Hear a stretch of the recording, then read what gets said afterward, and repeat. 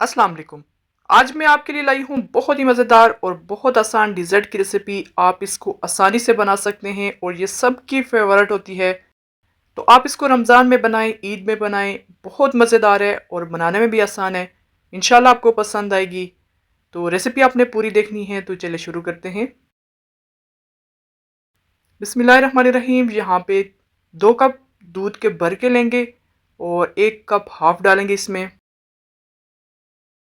अब इसमें 1 कप सूखा दूध डालना है। ये ज़रूर डालना, इससे अच्छा जायका आएगा। और 1 कप चीनी डालेंगे। चीनी आप चख लेना, अगर कम लगी तो ज़्यादा डाल देना। और इसमें 4 चम्मच कस्टर्ड पाउडर के डालेंगे। इतने ही आपने डालने हैं, इससे ज़्यादा नहीं डालना। और इसको ठंडे दूध में पहले मिक्स करना अच्छे से। इन सारी चीज़ों को मिक्स करेंगे, हम इसको पकाएंगे। और इस तरह इसको लगातार हिलाते रहना है, क्योंकि इसमें कस्टर्ड पाउडर डाला है तो वो लग जाता है। बस 3-4 मिनट में ये पक जाता है, बहुत ज़्यादा गाढ़ा नहीं करना। बस ये देखें, इस तरह दरमियाना होगा। ये देख सकते हैं आप, बिल्कुल परफेक्ट हो गया। अब हम इसका चूल्हा बंद करते हैं और साइड पे रखते हैं। यहाँ पे मेरे पास बिस्किट्स हैं, डाइजेस्टिव हैं। आप मैरी बिस्किट भी ले सकते हैं, जो भी आपके पास दस्तयाब हों। और इस तरह दूध में भिगो के इसमें डालेंगे, इस तरह रखते जाएंगे। और जो जगह खाली है वहाँ पे छोटे से तोड़ के डाल देने हैं। और बाकी जगह जो खाली है इसमें हम इस तरह क्रश करके इस तरह डाल देंगे। पूरा इसको भर देना है, जो खाली जगह उसको फिल कर देना है। और ये देखें, कस्टर्ड जब हम इसको रखते हैं तो थोड़ा गाढ़ा हो जाता है। इसको इस तरह अच्छे से मिक्स करके इसमें डालेंगे और एक तैर लगाएंगे पहले। इस तरह चारों साइड इसको अच्छे से फैला देना है। बहुत मज़ेदार और बहुत आसान।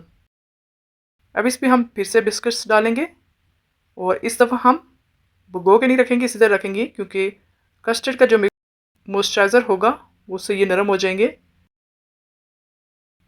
और इस तरह खाली जगह को भर देना। और यहाँ पे मेरे पास ड्राई फ्रूट्स हैं, बादाम, पिस्ता, काजू, अखरोट है। यही इस डिज़र्ट की जान है, बहुत मज़ेदार बनती है और बच्चों की फेवरेट, बड़ों को बहुत पसंद है ये। तो जितने ज़्यादा डालेंगी उतनी मज़ेदार बनेगी। और यहाँ पे कस्टर्ड को फिर से मिक्स करना है, अच्छे से इसको मिक्स करके इस तरह डाल देना, क्योंकि जब इसको रखते हैं तो ये गाढ़ा हो जाता है। अब इसको अच्छे से फैला देना है, इस तरह बराबर इस तरह फैला देना चारों साइड। इसको हम थोड़ा नीम गर्म होने के लिए साइड पे रखते हैं। और यहाँ पे मेरे पास चॉकलेट बार है, एक चॉकलेट बार है, ये ब्राउन वाली है।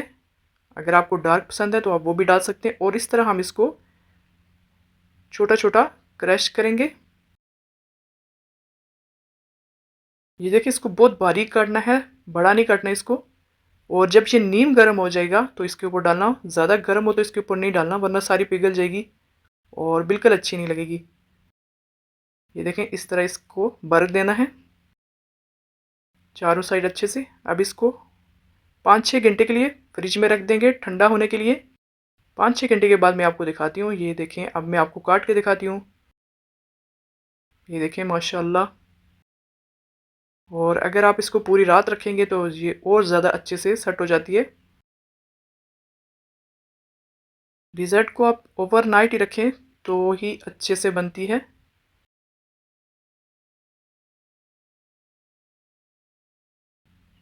ये देखें, माशाल्लाह, इतनी मज़ेदार और इतनी आसान डिज़र्ट आप रोज़ बना सकते हैं। ये देखें, माशाल्लाह, कितनी परफेक्ट बनी है और जायका इसका लाजवाब है।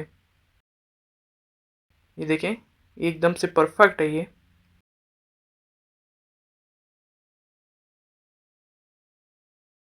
बहुत मज़ेदार है, आप इसको ज़रूर ट्राई करना, इंशाल्लाह आपको पसंद आएगी। मैं आपको दिखाती हूँ, ये देखें।